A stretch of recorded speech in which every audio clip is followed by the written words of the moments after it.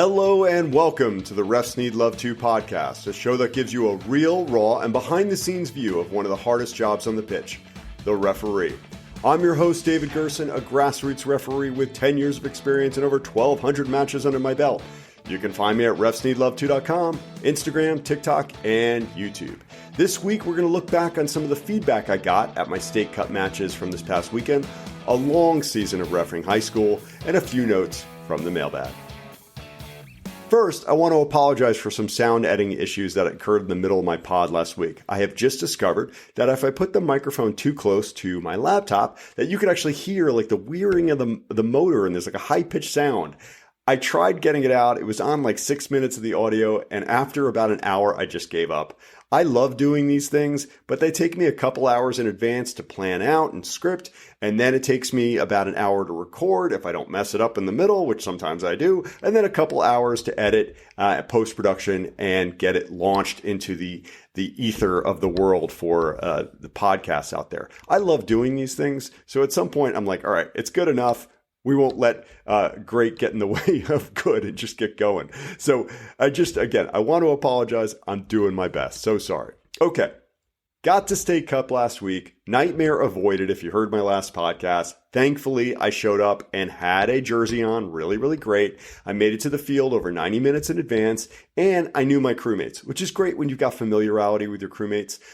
Overall, the game went well. I did notice a few times that I wasn't checking my back and looking at AR1 to see when substitutions were ready to go. And that, it's something that's so basic, but it can kind of, disrupt the flow of the game if you're not looking over and you have to have someone yell out, ref, to go say they have subs over there. So I should have been looking. There was also 2 times when AR1 had their flag up from offside and I was a little delayed on seeing them. In my defense, he is actually really, really slow to raise his flag. I mean, yes, he waits for the defender to come and follow and play, which is fantastic. But even then, he's a little bit slow on bringing that flag up. So as I checked over, I didn't see it. The play was in the corner away from the AR in that case. So I didn't see the flag initially. And then I had to look over and I caught it. But, again, could have been a little better on checking my shoulder and looking for that AR.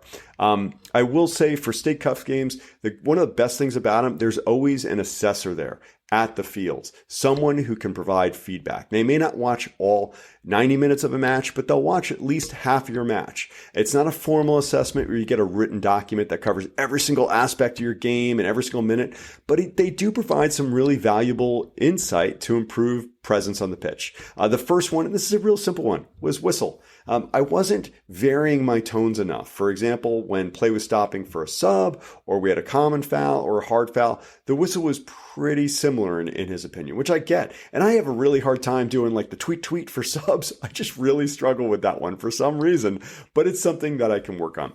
Another piece of advice he gave me was related to positioning on set pieces, on free kicks, and I immediately put this into practice on my next match. I had always been told that you wanted to be even with the wall so that you can see if there might be a handball, and then I would move up to the drop zone as the ball was in the air. What he encouraged me is, no, just get close to the drop zone. If you've got a free kick out by like the halfway line and you know that ball is going to end up in the drop zone, don't worry so much about is there a handball in the wall. Usually there's only going to be 1 or 2 people in that wall anyway. It's highly unlikely there's going to be a handball, and you can kind of see to the side if it does hit their arm. So look back, make sure you see it, but get close to that drop zone so you're not running and out of position when there might be a key match incident in the penalty area. So no problem. That was great advice, and I immediately put it in practice on my next match, which was very, very helpful. Some of the things that he loved about my game was my work rate. I am working hard out there, and that's a big thing. Not only is it great for positioning, but it shows people that you care. He made this the real thing. He's like, this wasn't the highest level of competition, and he's like, it's almost like they're getting, and he didn't want to say this in a derogative way or pejorative, being mean or anything like that, but he's like, they're getting more than they deserve out there with a referee who's working as hard as you do. Because I really do. I give it my all out there. I'm covering, 4.5, 5, sometimes 6 miles across the pitch in a match. I want them to know I care as much as they do. I really do. And I think work rate makes a big difference to your credibility on the pitch. So he loved that.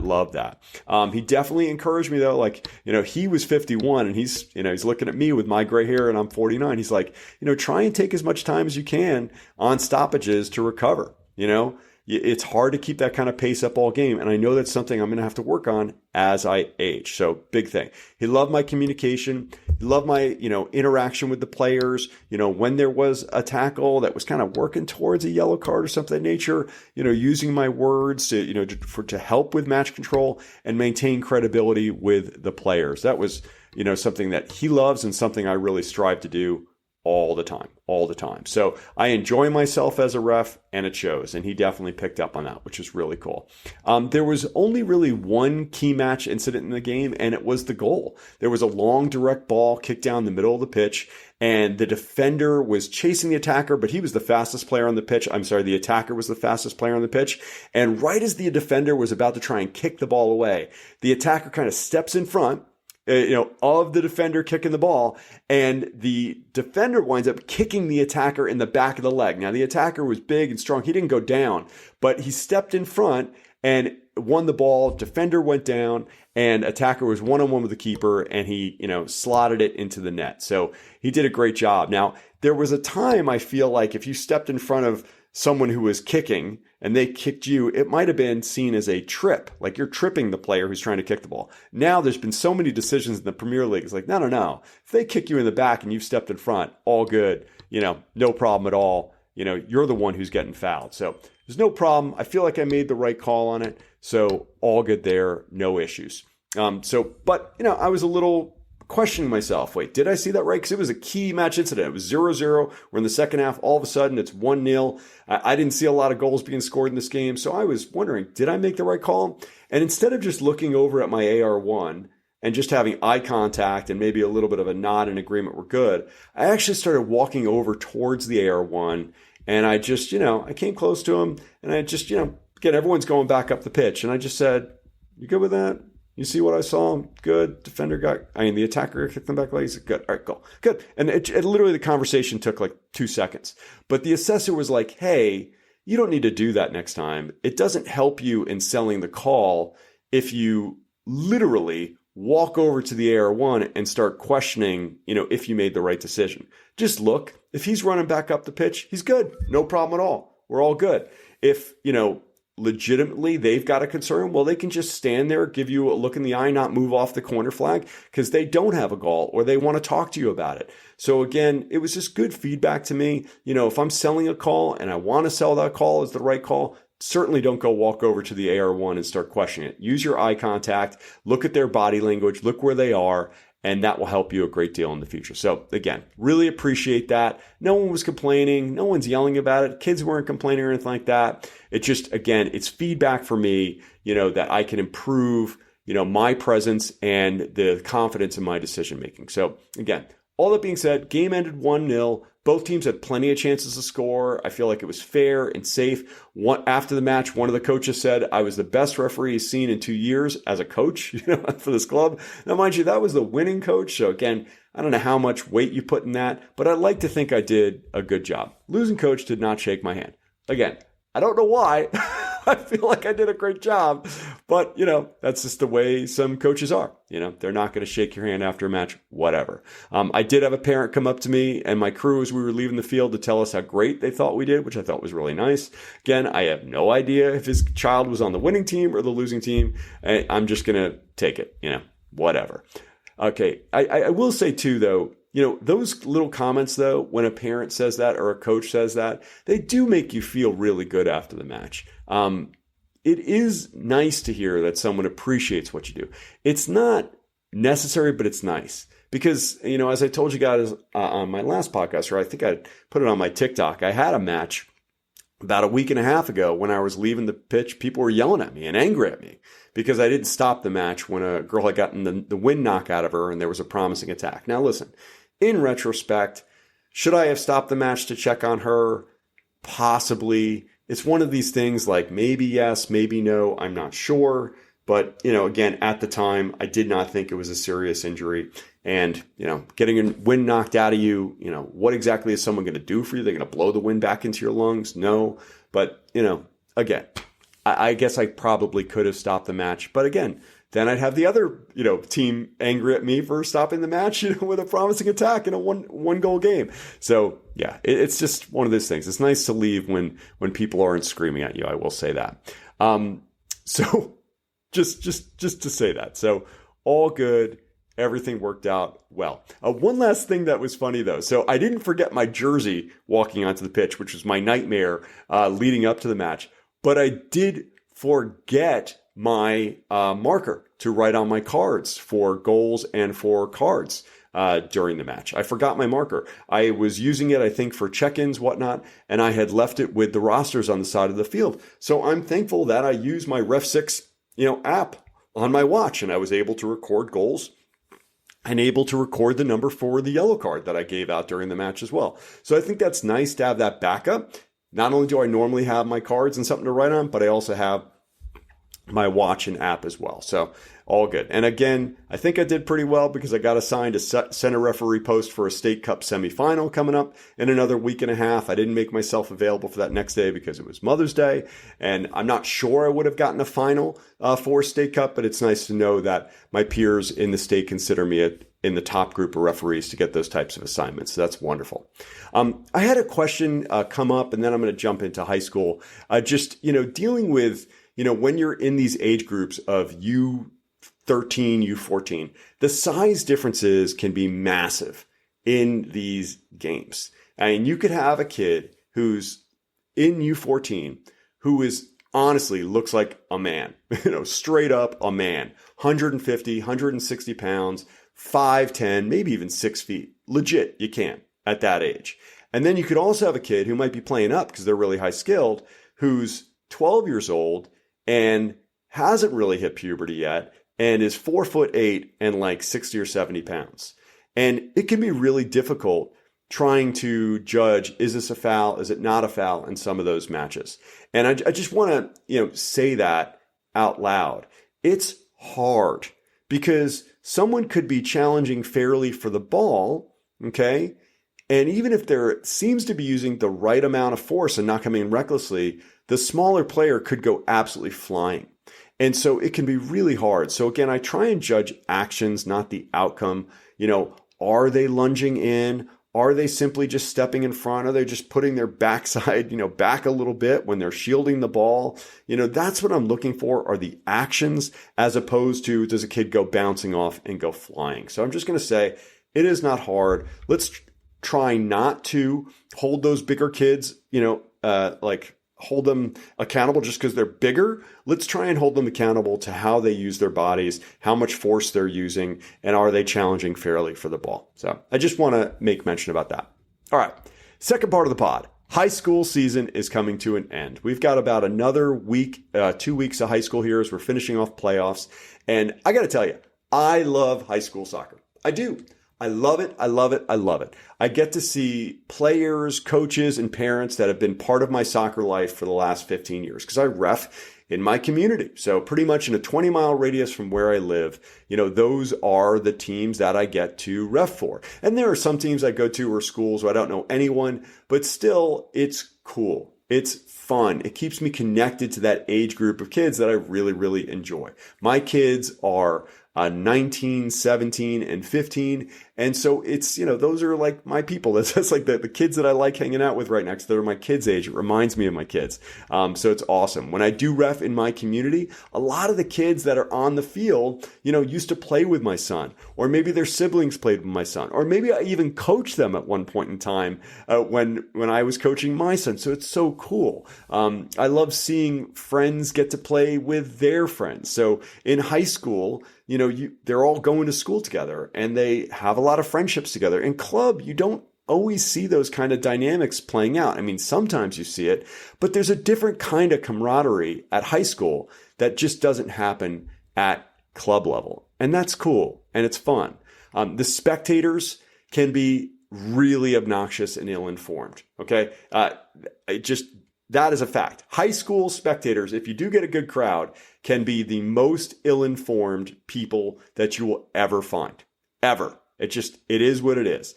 Very different from high-level club. It feels more like recreational, but even worse behaved. Again, when they're up in the stands, in the bleachers, whatnot, and kind of removed from the field, it seems like they feel entitled to say whatever the heck they want, and they can be as obnoxious and rude as they want to be. But I will tell you, oftentimes friends and classmates come out to cheer their teams on, and you just don't see that at youth levels. The atmosphere is a little bit more intense and a little more boisterous, and that's a fun and challenging environment. I dig it. I love the pregame music. I went to one field, about a month or so ago, and they had Metallica blaring. Then they had a little Beastie Boys. I mean, it was like awesome. Like, I loved it. It was so good. They do the lineups and announcements and national anthem. It's like another level of like pomp and circumstance that I enjoy. I will say, I centered a high school state semifinal this week, and they were relatively smaller schools. They still had a few hundred people in the stands, and it got really intense towards the end of the match. And I think I got all the key match incidents correct and felt I did a good overall job. I did make one potential mistake. The ball hit me as a ref, and it hit me kind of hard, and then it kind of spun away, and a player on the same team who had kicked the ball into me kind of was reaching out for it, kind of touched the ball, and then the other team wound up dribbling the ball away. And I blew my whistle because in my mind, it's like, wait a second, they didn't keep possession. Like, he kind of reached out, he didn't have control, but he did touch it. And then the other team got possession, and the coach was really angry, and the players rang out. It's like, hey, what are you doing? He touched the ball. In my mind, and the laws of the game say, if they lose possession, restart with the drop ball. And I felt that they lost possession, even though he did have the same team did touch the ball again. Whatever. I honestly think that is the most egregious mistake I made in the match. Is in midfield, I really don't think it's that bad. There were some other situations where they felt wronged. There was a challenge that started outside of the penalty area that continued into the penalty area, and I pulled it back to the beginning of the foul outside the penalty area. There was another fair challenge of the ball, one of these kind of like shoulder-shoulder 50-50 calls in the penalty area they felt should have been a penalty kick. And there was another scream for a handball by the coach when he was like 50 yards away, and I'm like 15 yards away and had a great look at it. I'm pretty positive it did not hit a hand, but what do I know? But needless to say, there was no handshake after the game for me from the losing team or coach. And again, this is supposed to be, a thing where it's supposed to be about sportsmanship, and you're supposed to demonstrate the type of behaviors you'd like to see, in the classroom. And, when you have a coach who's yelling and upset and doesn't feel that they need to maintain their professionalism, it's really just a bummer, because I feel like that is what high school soccer should be about. It should be about participation, certainly about competition, but raising good men and women. No handshakes from any of the players. The parents let me hear about it as I was walking off the field. It just sucks, honestly. I know I didn't cause their loss. They had tons of opportunities to score throughout the match, but they didn't convert anything. And if you don't score, you can't win. I can't change that. All I can do is be fair and consistent with my calls. I can work hard to be in the right position and see as much as I can. I covered over 6 miles in that match. I gave it my all, but it's never going to be enough for some teams. I just hate that the coach and his team are going to walk away feeling that the reason they lost is the ref. It sets a bad example for them and teaches them the wrong lesson. It's not going to help them recover from the loss or learn any positive lessons in life. And I recognize, soccer careers in high school ends in high school in that last match. It's over. They literally, if you're a senior, it's done. A chapter closes. And for most teams, it ends in a loss. In our classification, where my son's team plays in college now, but 24 teams enter and only one team leaves a winner. I hope those 23 teams don't blame it on calls from a ref. They had a great season to make it to the playoffs. I'm sorry they lost, but honestly, we can maybe influence a game, but 99% of the time, it's the players and coaches who have the power to determine the outcome.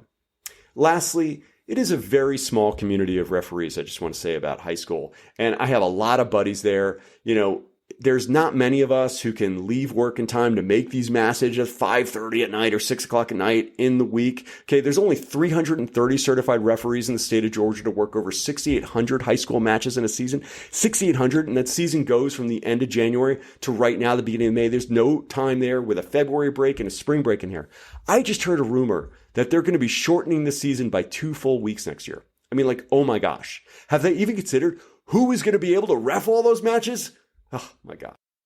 So now to my favorite part of the show, which is the mailbag. And I think it's amazing to get these letters from the mailbag just because it's nice to know there are other people who go through what I go through or go through what you go through. I think being a referee can be so isolating sometimes because you really can't talk about it with your family if they're not referees, and you can't talk about it with your friends who are not referees. And there's really like you work the game together as colleagues, as referees, and then you leave and then you're gone.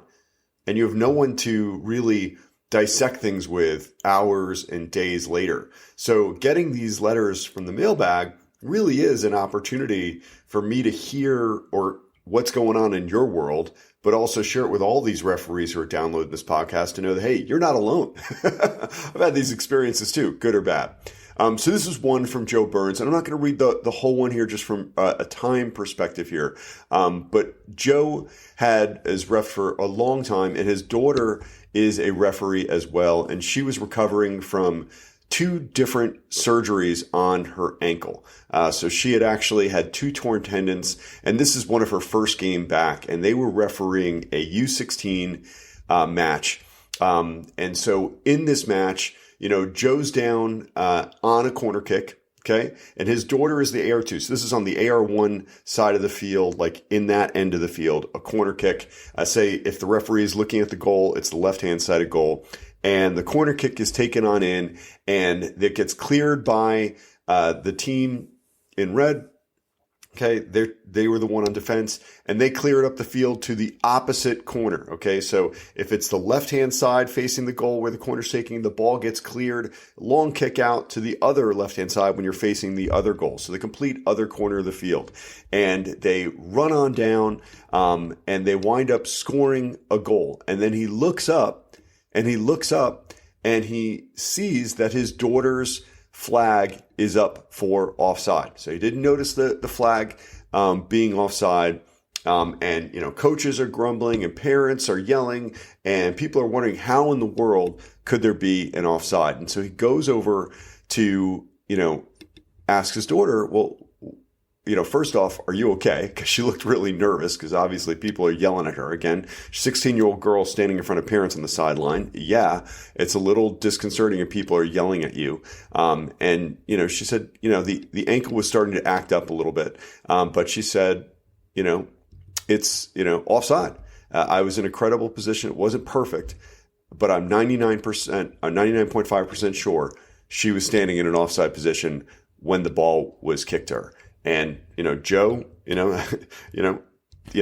raises his arm for offside, goes over, explains it to the coach that it was offside, and they went with the call. But again, it's a challenging thing when your daughter, who's 16 years old, have to stand up and, make that kind of call. It's definitely something you're thankful that they've got that inner fortitude and strength. So he goes over, talks to the coach, tells, hey, it's going to be offside, restart with an indirect free kick from the point of where they got in foul and play. And one of the girls says out loud to the ref, that's bullshit. You are a joke. You know that you're a joke. And so the referee, Joe, has her come over to her and shows her a yellow card for the send. And as he's putting up the card, her parents from the sideline scream at the girl, hey, or they scream out loud, hey. And the ref's thinking they're about to scream at her. And they say out loud, quote, Anna, you do not ever talk to grown-ups like that. We didn't raise you that way. If you do that again, this will be your last game. And so Joe's like, my God, a parent that takes responsibility for their kid. I was floored. And he says, I was really proud of his daughter. For him, it was a big decision calling that offside that denied a tying goal in the match. It was a 1-goal game. She stood up and did it in front of yelling parents and coaches and players. And he said, I would have been proud of her mid-season that year, but being out so long, it being one of the first games of the year and the oldest age group she's done, I thought she did well. And I just want to say again, sometimes you have referees. So when you are 16 years old in my state, and I don't know if this is the way it is all around the country, but you can assistant referee for kids who are 16 and under. So U16 and under. So you're literally doing games with your peers, like kids you could be in school with, right? Like these are kids you have to go to school with, and you are an assistant referee on their games. Also, to center a game in my state, it has to be a 2-year age difference. So my son at one point was centering as a 15-year-old kid. He was doing ECNL U13. I mean, I do ECNL U13 stuff now, and sometimes they're challenging to ref. I think back to my son being 15 years old and doing ECNL U13 matches, and I'm like, wow, that was bold. You just have so much pride in your kid for all of that stuff. So thank you, Joe. Thank you, Chloe, for sending in your story. Really appreciate you. I have one more letter from the mailbag, and again, I'm not going to read the entire letter here just for time for Nick Licari here, who shared his experience, and he's been a ref for 30 plus years. He started off when he was 12 years old in AYSO. But he specifically says that, parents and coaches notoriously have not been great towards young officials. Okay. And it's a thing, and it's gone back forever. But he does suggest in his letter, there are things that you can do that will take away some of the things, or maybe set yourself up for success. And I agree with him on this, that, these things can minimize spectator abuse. Now, obviously, these are not absolutes, without a doubt. But, the two things that he says here, number one, professionalism, be in a proper uniform, on time, and prepared for each match. And yes, he gets it. USSF makes uniforms a huge financial burden on the referee. He carries 12 shirts, in his bag, the short and long, and wishes we can go back to the days of just having, 2 colors, black and fuchsia. But it's, it is what it is. But the baseline should be a referee, a yellow jersey tucked in, proper socks pulled up, black shoes, no hood flying out from under the jersey. You got to look the part, and that way you can command respect. If you don't look like you belong as a referee, and you don't look like you're a professional referee, people are going to assume that you're not. And that's an issue. It's a thing, but it seems to be, in his perspective, more common than ever out there that referees are in white tennis shoes, shirts untucked, long socks, and it's going to, and he's saying, there's probably a correlation between spectator abuse or coach abuse, of young referees, if they don't look professional. Like, they think they can influence because they're not experienced and not taking their job seriously. So again, not justifying it, but saying how you look matters. And I agree with him. The second point he makes is, when engaging with coaches, players, and even spectators, use the language of the laws. Using the actual verbiage helps eliminate the emotions and show your knowledge of the laws. At minimum, it exudes confidence, and they may not agree with your judgment, but at least you have to respect your knowledge of the laws. They have to respect your knowledge of the laws. And, he talks about being in the IFAB app daily, and encourages all officials to visit frequently. Now, listen, I know that's not realistic. Personally, I'm just going to stop there in his letter. I'm in the app every day because I do this as a channel, but my first 3 years as a referee, I don't think I ever opened up the laws of the game. I don't know if they had an app at that time, but I didn't know about the app at that time. I took my annual certification exam, and I just got by. But I will tell you, man, the difference it makes when you're describing, serious foul play, or you're describing, the characteristics of what made something a reckless challenge, or a dog show event or something nature. Or again, you can talk about, for an indirect pass back or a deliberate pass back to a keeper, hey, it was not kicked by foot, okay, or ankle, which is in the laws of the game. If you can use those words and those descriptions, it makes it so much easier. Again, even a handball. Well, that's a handball. Well, and if I have to explain it, it's like, okay, here are the considerations for handball. I didn't feel that either consideration was met. And so, that's why it's not a handball, because I had a coach, like, this kid's like hands was literally like up in front of their chest, like close. And the coach is like, handball. And I'm like, Coach, I'm sorry, it's not a handball offense. And he's like, a handball is a handball. And I'm like, no. And if I had to explain further, because this is the build up to, a goal. Wasn't the goal score. It was in the build up to a goal. It was a couple players beforehand that it hit. So I don't know. But again, if I needed to, then I would have explained, well, the arms were not in an unnatural position, making their body unnaturally bigger. They didn't move their arms to the ball. It was natural, the body movement, whatever it might be. But it's so much more powerful when you can quote the laws of the game and the considerations. So he just finishes this here. I feel like Uniform professionalism needs to be addressed more. It's a very easy way to make a good impression, show respect for the game, and portray confidence. So yeah, just wonderful, wonderful stuff here. And I really do appreciate him sending in that message. I just have one last one I'm just going to share. This one's a good one and a bad one. I'll just be honest. I feel like I read a lot of positive stuff here because I like positive. I'm all about the positive. But this one here, it says, really appreciate the encouragement and support of referees. I was working a men's over 30 game this past weekend by myself and ended up being assaulted. I was shoved and had rocks thrown at me. I'm okay, but the confidence I've built up over the years and the exposure you create help me make quick decisions that will hopefully help other referees. I was able to file a police report as well as reports to the league and state. The player will be banned and the team will be relegated at least. Oh, gosh. I tell you, I'm so glad that guy is okay. By the way, that happened in the U.S. That's not in England, right? So a lot of time people assume, that's, English Sunday League is crazy. That's in the Northeast of the United States. I'm not going to give away his exact location, protect his anonymity. But that's here in our country. And that is happening. And it happens every week. Let's just remember that. It happens every week. So I'm glad that guy is safe. I'm glad he filed a police report because that's assault. I'm glad he filed reports with the league because there needs to be punishments. But these things happen every single week. Well, I hope you guys enjoyed today's pod. We can always improve no matter how experienced you are, whether you're 20 or you're 80. The day you become old and irrelevant is the day you stop learning. And if you are not a high school referee today and you're doing USSF, like youth soccer, please, please, please consider becoming a referee. We need you. We need you.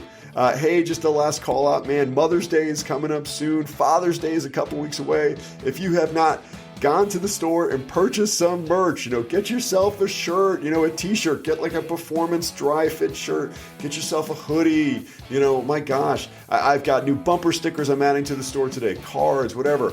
But dude, get something for you because refs need love too, of course. And there's probably someone in your life who loves a referee, whether they're your kid, whether it's a mother or father, whatnot, get them something too. Refs need love too. Go to the store.